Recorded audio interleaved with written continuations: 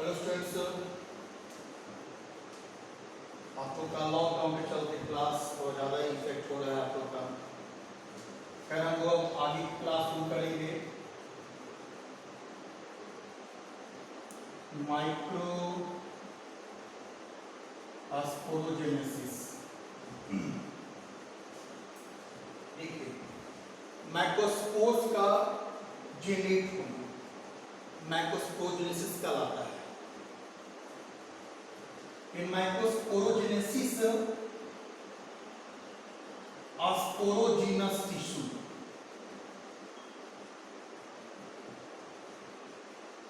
के रिडक्शन के कारण होता है।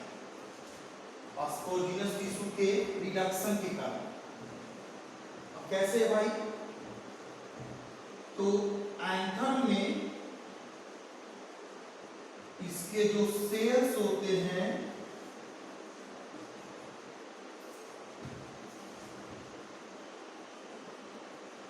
इसमें माइटोटिक डिवीजन होता है,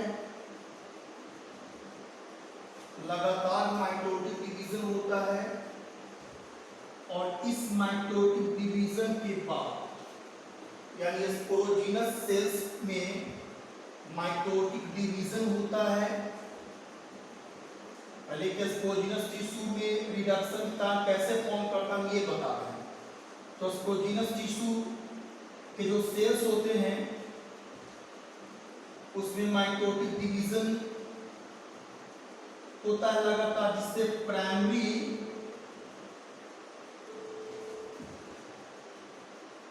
माइक्रोस्पोर मदर सेल का निर्माण होता है।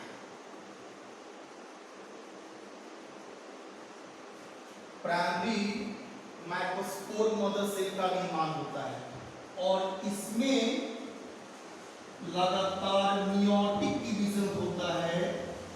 मियोटिक डिवीजन जिसे कहते हैं हम लोग रिडक्शन डिवीजन। रिडक्शन डिवीजन के बाद 4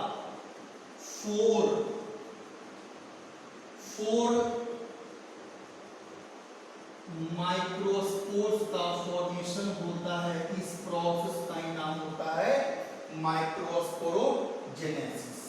फिर सुनिए कि स्पोरोजीनस टिश्यू में रिडक्शन डिवीजन के कारण कैसे फॉर्म करता है। एंथर में जो स्पोरोजीनस टिश्यू है इसके जो सेल्स में माइटोटिक डिवीजन होता है लगातार, जिससे प्राइमरी माइक्रोस्पोर मदर सेल का निर्माण होता है और इसमें लगातार मियोटिक डिवीजन होता है। तो 4 माइक्रोस्पोर्स का फॉर्मेशन होता है।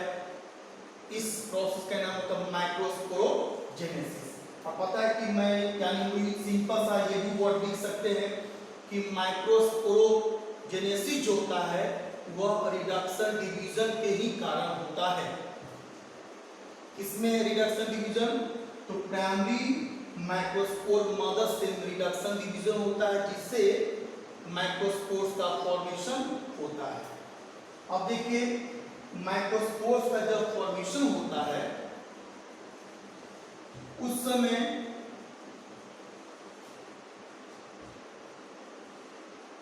माइक्रोस्पोर को जो न्यूट्रिशन प्रोवाइड करता है वो कौन करता है? टैप्टम। जो हम लोग पिछले क्लास में भली भांति हम लोग टैप्टम के बारे में हम लोग पढ़ चुके हैं। अब हम लोग आगे की तो देखा जाए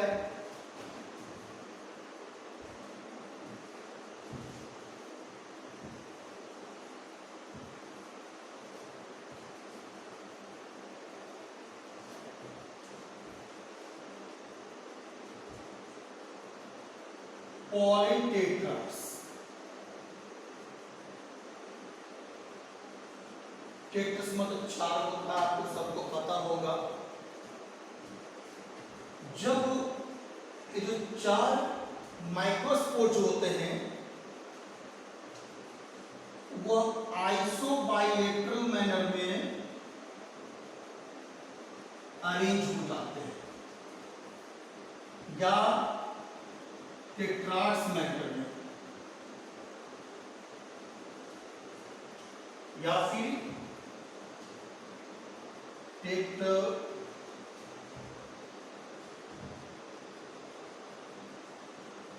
टेट्रार्स मैनर में। अब क्या है कि आइसोबाइलेटरल मैनर या टेट्रार्स मैनर में जो ये अरेंज हो जाते हैं तो ओनली 3 दिखाई पड़ता है, आगे से दिखने पर केवल 3 ही दिखाई पड़ता है और एक जो होता है उसको जस्ट बैक में होता है, इसलिए वो होता है टेट्रार्स, लेकिन दिखता कितना है 3। 4 होता है जिसमें 3 आगे की ओर दिखता है और एक उसके जस्ट पीछे बैक में अरेंज होता है, तो दिखता कितना है 3, होता कितना है 4।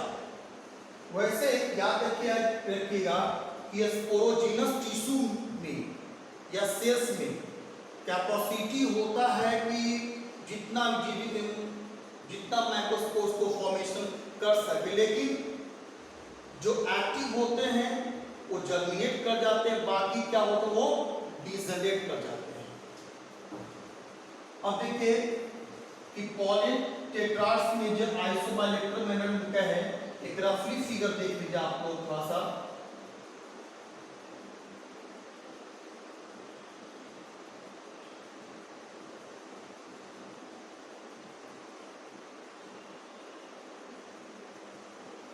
ये देखिए आइसोबाइलेटरल मैनर में ये हो गया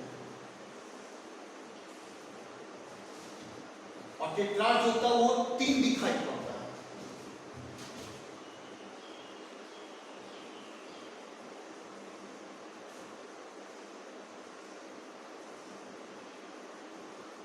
इस करके आपको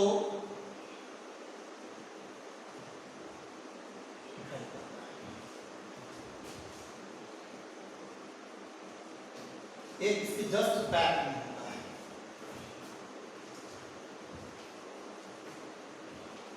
वैसे टाइफा में और ड्रोसेरा प्लांट में जो पॉलिन होते हैं वह कंपाउंड के फॉर्म में होते हैं, कंपाउंड फॉर्म में होते हैं।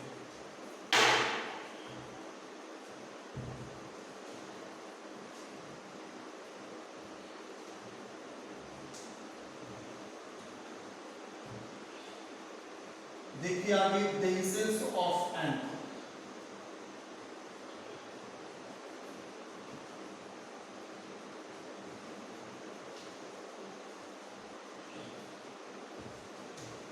एंथर का डेंसेस होना, देखिए जब मैच्योर्ड एंथर डिहाइस करता कटता है तो उससे रिलीज होता है पॉलिन ग्रेन्स, और वह पॉलिन ग्रेन्स फीमेल के स्टिग्मा के पास पहुंचता है। इसका कई माध्यम हो सकता है, एयर, वाटर, इंसेक्ट, एनिमल्स, बहुत सारे फैक्टर्स होते हैं जो पॉलिन ग्रेन्स को एंथर से स्टिग्मा के पास ले जाने में हेल्प करता है, जो आगे आपको पढ़िएगा। कभी कभी सेल्फ भी होता है, आगे पढ़िएगा आप लोग।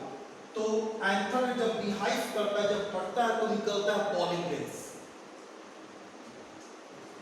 और जब डेंसेस का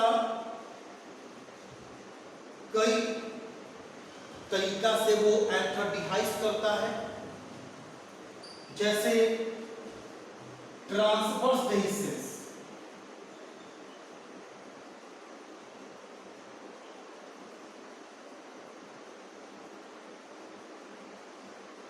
ट्रांसवर्स डेंसेस एक हम बता देते हैं ऐसे। देखिए जब डेंसेस ऐसे फटे, ट्रांसवर्सली फटे और पॉलिन ग्रेन्स को बाहर रिलीज कर दे तो इसे कहा जाता है ट्रांसवर्स डेंसेस, जिसका एग्जाम्पल होता है ओशिमम। ओशिमम ट्रांसवर्स डेंसेस का एग्जाम्पल होता है। उसी तरह से सेकंड देखिए लॉन्गिट्यूडनल डेंसेस, जिसमें डेंसेस क्या होगा, ये लंबवत होगा, लॉन्गिट्यूडनल। इसके एग्जाम्पल हैं धातुरा,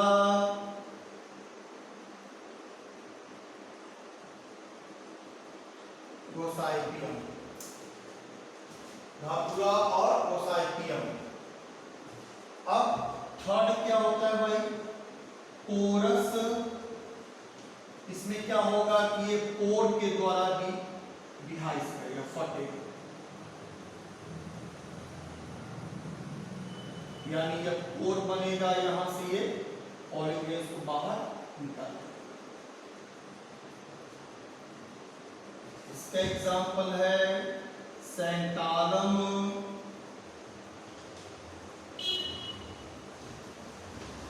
या हम लोग सोलैनम भी लिख सकते हैं लोग। एक और आता है भार्ब्यूलर,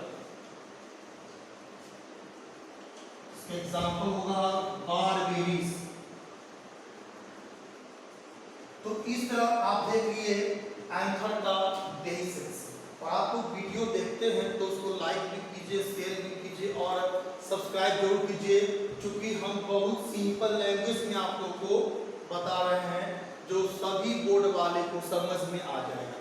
और जो प्रॉब्लम हो कमेंट करके पूछ दीजिए क्वेश्चन जो है। वैसे हम आपको वीडियो अब कोशिश करते हैं कि लॉकडाउन के चलते थोड़ा नहीं डाल पाते थे रेगुलर, लेकिन डालना चाहेंगे, ठीक है। आगे देखते हैं।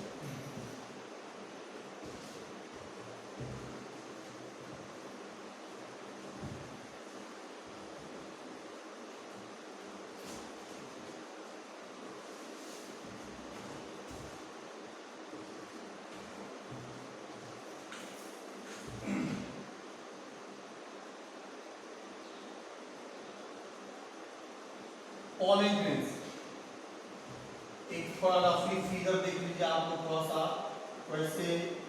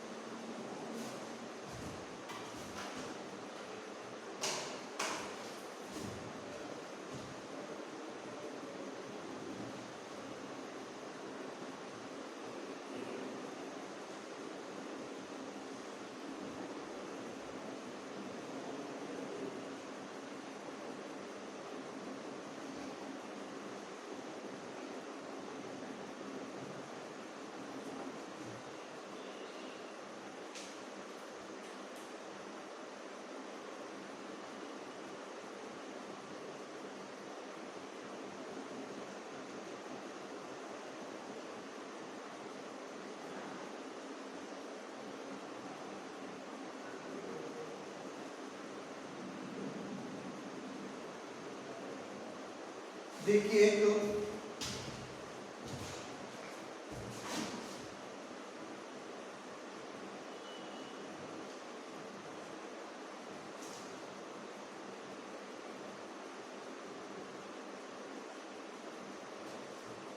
पॉलिन ग्रेन्स में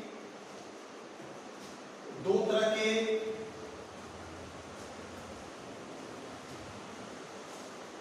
सेल्स दिखे जाते हैं, वेजिटेटिव से दूसरा जनरेटिव से। सर सुनिए कि पॉलिन ग्रेन्स का जो आउटर लेयर होता है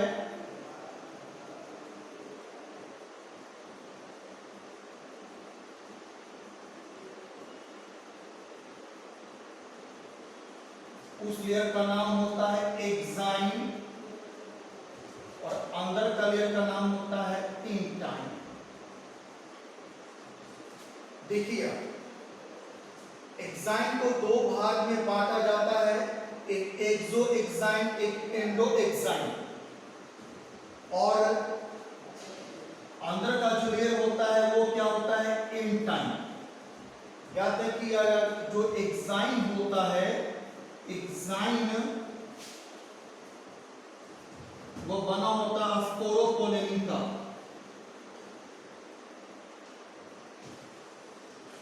स्पोरोपोलेनिन का बना होता है एक्साइन का लेयर, जो किसी भी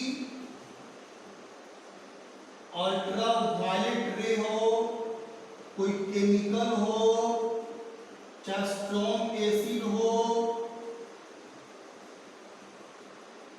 स्पोरोपोलेनिन के ऊपर अल्ट्रावायलेट रे, केमिकल्स, चाहे स्ट्रॉन्ग एसिड का प्रभाव बुरा नहीं पड़ता। यानी स्पोरोपोलेनिन जो है न तो किसी केमिकल से इफेक्ट होता है, न किसी स्ट्रॉन्ग एसिड से इफेक्ट होता है स्पोरोपोलेनिन। और इसी स्पोरोपोलेनिन से बना होता है एक्साइन का लेयर। इंटाइन जो है यह बना होता है पेक्टिन प्लस सेलुलोज का, यानी पेक्टो सेलुलोज का बना होता है आपका इंटाइन का लेयर। पेक्टिन प्लस सेलुलोज का बना होता है इंटाइन का लेयर। और एक्साइन किससे बना होता है, स्पोरोपोलेनिन का, जिसपे ना तो किसी केमिकल्स का बुरा इफेक्ट पड़ता है, ना किसी अल्ट्रावायलेट रे का, और ना किसी स्ट्रॉन्ग एसिड का उस पे बुरा इफेक्ट पड़ता है। अब देखा जाए ये दोनों के बारे में हम डिस्क्राइब करेंगे, पहले इसके अंदर थोड़ा देखिए थोड़ा सा कि पॉलन ग्रेन जो है, इसमें जो आप जो देखे कि एक्सो एक्साइन, इसका भी कई भाग में बांटा जाता है। जैसे आप लोग ट्रैक्टम,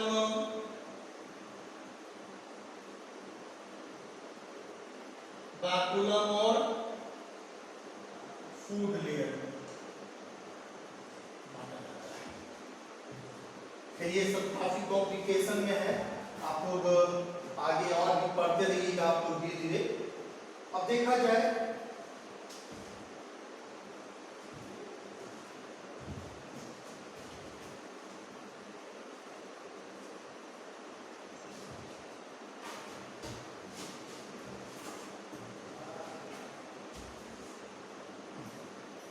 एक पॉलन ग्रेन जो है, जिसमें दो तरह के आप देख लिए, cell vegetative cell, genetic cell होते हैं। और इसके पहले ही बता चुके, इसके बारे में हम लोग डिटेल से ही पढ़ेंगे। पहले इसका स्ट्रक्चर के थोड़ा देखेंगे हम लोग। तो इंसेक्ट पॉलिनेटेड प्लांट्स में, इंसेक्ट पॉलिनेटेड प्लांट्स में जो पॉलन ग्रेन्स होते हैं, जो मैक्रोस्पोर्स होते हैं, जो वह स्टिकी और वाइली लेयर से कवर्ड होते हैं, स्टिकी और वाइली लेयर से कवर्ड होते हैं। इस लेयर का नाम होता है पॉलन कीट। पॉलन कीट नाम होता है। इसलिए इंसेक्ट पॉलिनेटेड प्लांट जो होते हैं, इसके पॉलन ग्रेन्स, ये माइक्रोस्पोर्स चारों ओर से कवर होता है वाली स्टिकी लेयर से। इस लेयर का नाम होता है पॉलन कीट, जो इंसेक्ट यानी विजिटर इंसेक्ट जो होते हैं, जैसे नेक्टर फ्लावर से जो नेक्टर्स होते हैं, उससे जो जूस चूसने आते हैं, तो इस इंसेक्ट के विंग्स में और लेग्स में इसी कारण पॉलन ग्रेन्स चिपक जाता है, और जब वो किसी दूसरे फ्लावर के पास जाता है तो जिसका स्टिग्मा पार्ट जो होता है वो उस पॉलन ग्रेन्स को रिसीव करती है। इस प्रोसेस का नाम होता है पॉलिनेशन, जो आगे पढ़ाएंगे। तो अभी देखें कि पॉलन की आपको समझ गए। अब देखिए एक पॉलन वायबिलिटी, यानी पॉलन का जर्मिनेट करने का पावर। वैसे तो पॉलन वायबिलिटी जो होता है वो लगभग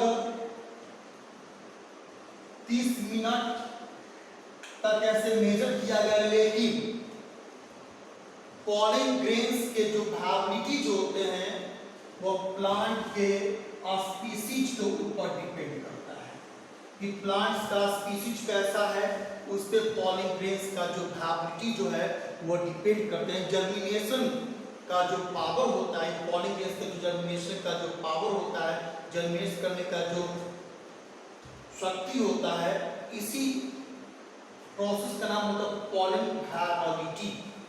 तो हर एक प्लांट्स के जो पॉलन ग्रेन्स होते हैं उसके वायबिलिटी अलग अलग होता है। वो पॉलन ग्रेन्स का वायबिलिटी जो है वो डिपेंड करता है आपका स्पीसीज के ऊपर। वैसे पॉलन ग्रेन्स को हम लोग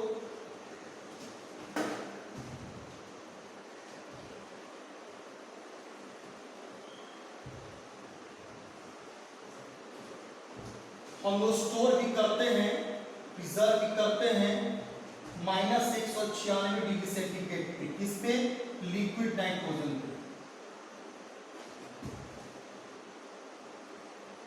लिक्विड नाइट्रोजन में -196 डिग्री सेंटीग्रेड पे पॉलन ग्रेन्स को हम लोग स्टोर भी करते हैं। वो किस स्टोर करते हैं? रिसर्च के लिए, एक्सपेरिमेंट के लिए। अगर हमको एक्सपेरिमेंट करना होता है तो पॉलन ग्रेन्स को स्टोर करना ही पड़ता, प्रिजर्व करना ही पड़ेगा। तो स्टोर करने के बाद ही हम किसी प्रयोगशाला में, किसी हम लोग लैब में इसका प्रयोग कर सकते हैं। तो वो एक्सपेरिमेंट के लिए हम लोग पॉलन ग्रेन्स को स्टोर करते हैं 196 डिग्री सेंटीग्रेड पर लिक्विड नाइट्रोजन में।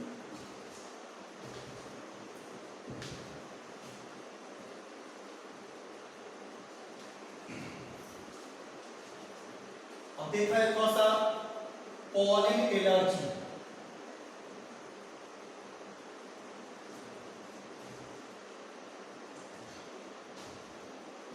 देखिए भाई, कई ऐसे प्लांट्स होते हैं जो लार्ज अमाउंट में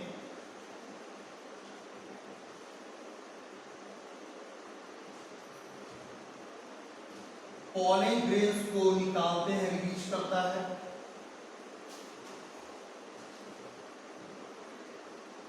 और यह एयर में जब स्प्रेड करता है तो कई प्रकार के एलर्जी को उत्पन्न करता है, जैसे ब्रोंकाइटिस, अस्थमा,